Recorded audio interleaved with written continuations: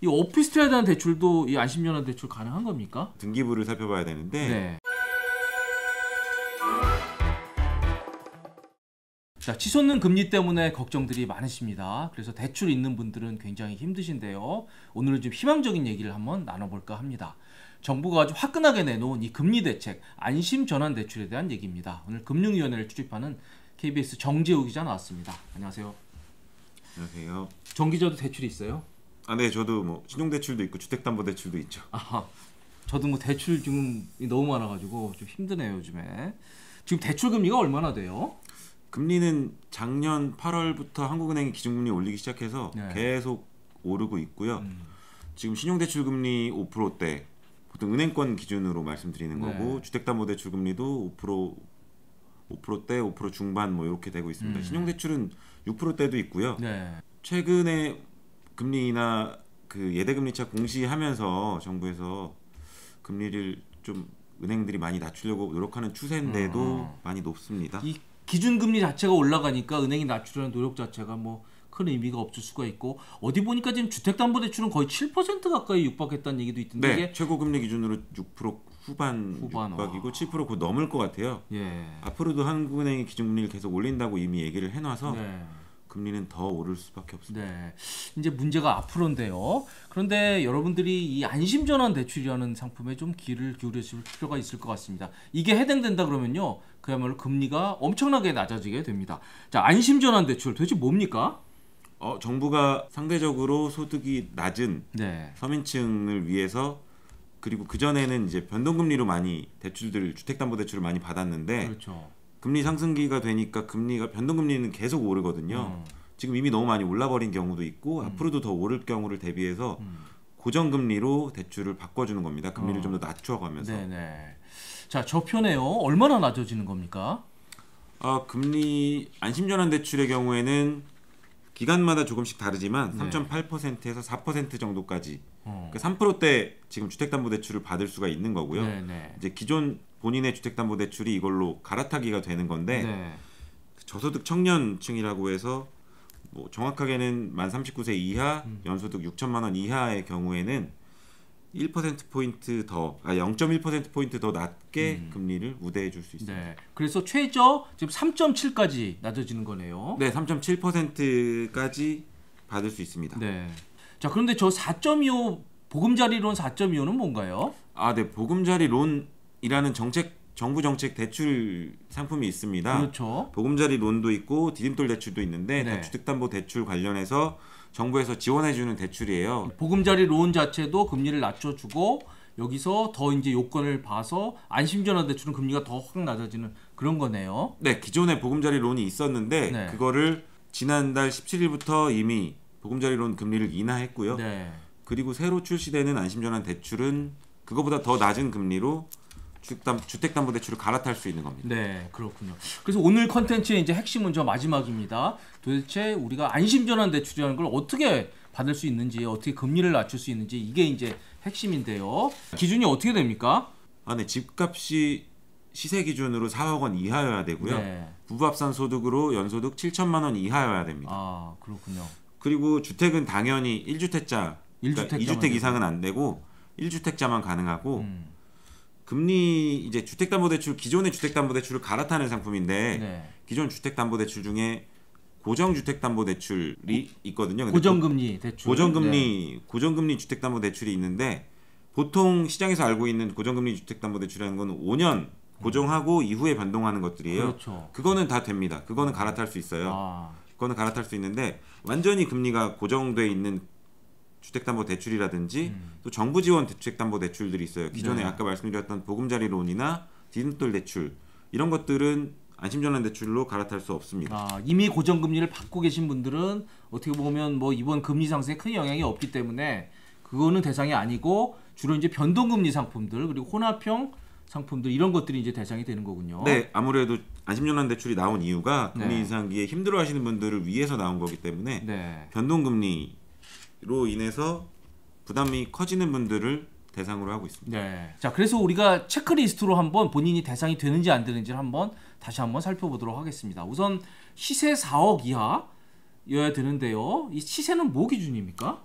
KB 시세 그 국민은행에서 제시하고 있는 아파트별 시세가 있어요. 그러니까 네. 아파트의 경우에는 KB 시세나 한국감정원 시세를 기준으로 보셔야 되고요. 네.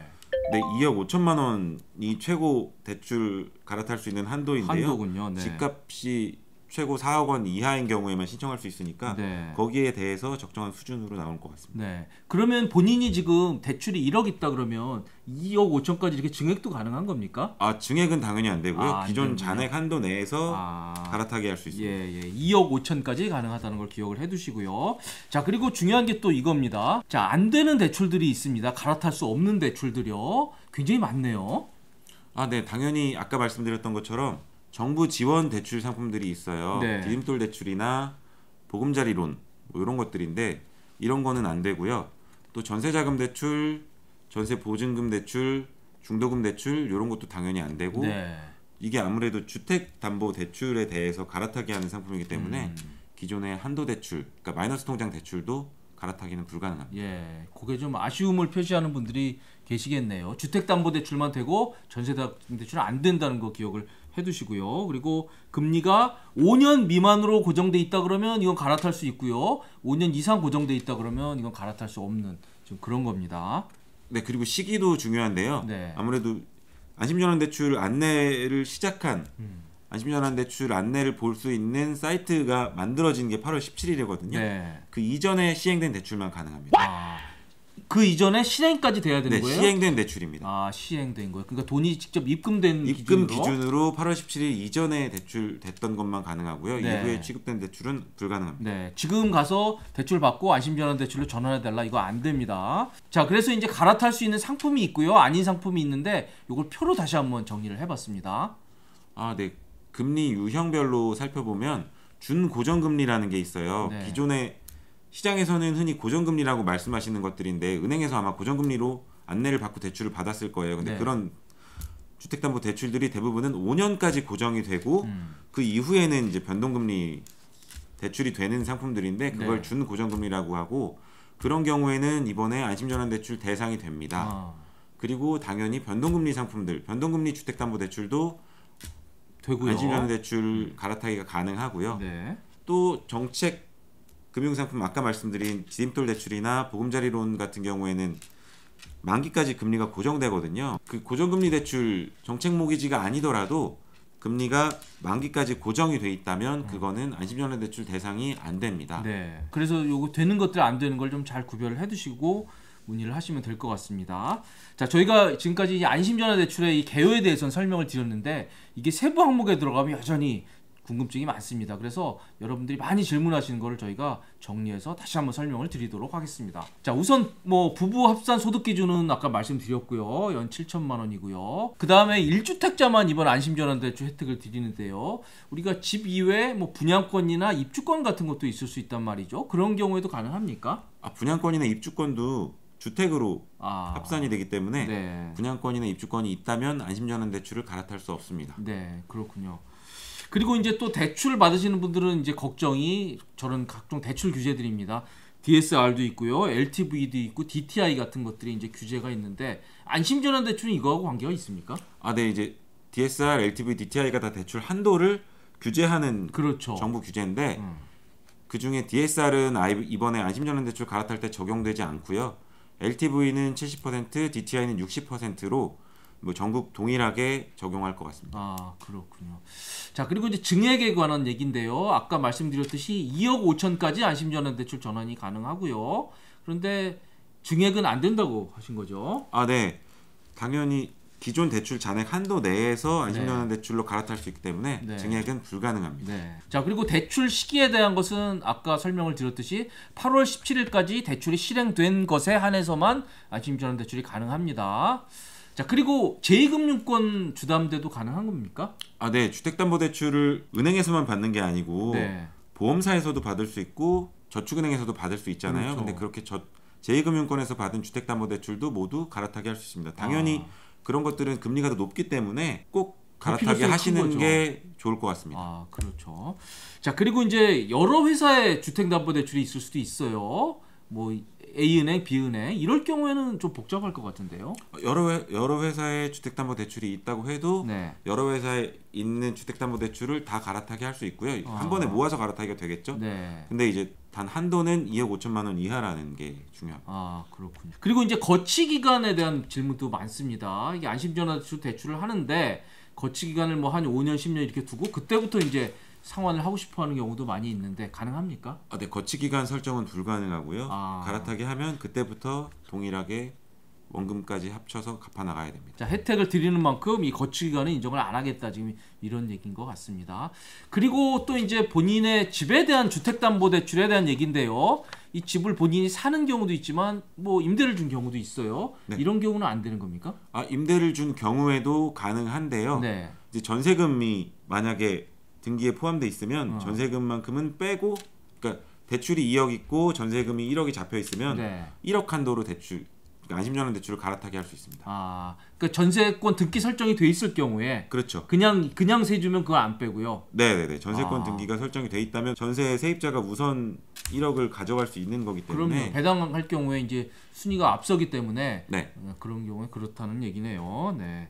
그리고 전세자금 대출은 아쉽게도 안 된다고 설명을 드렸습니다. 네. 그리고 시세 없는 신축 아파트도 뭐 가능은 하다는 거죠. 네. 자, 그리고 아파트야 뭐 KB 시세가 있지만요. 우리가 일반 주택들, 단독 주택 같은 거는 KB 시세가 없잖아요. 그건 어떻게 해요? 네. 그런 경우에는 공시가격을 활용하는데 네. 빌라 같은 공동주택의 경우에는 공시가격에서 140% 정도를 적용하고 단독주택은 180%를 적용해서 집값을 계산한다고 합니다. 네. 공시가로 하면 너무 낮으니까 그거를 좀 현실적으로 보정한 그런 네. 수치를 보통은 공시가격이 집값의 시세에서 60% 70% 정도 수준이니까 그걸 좀 그렇죠.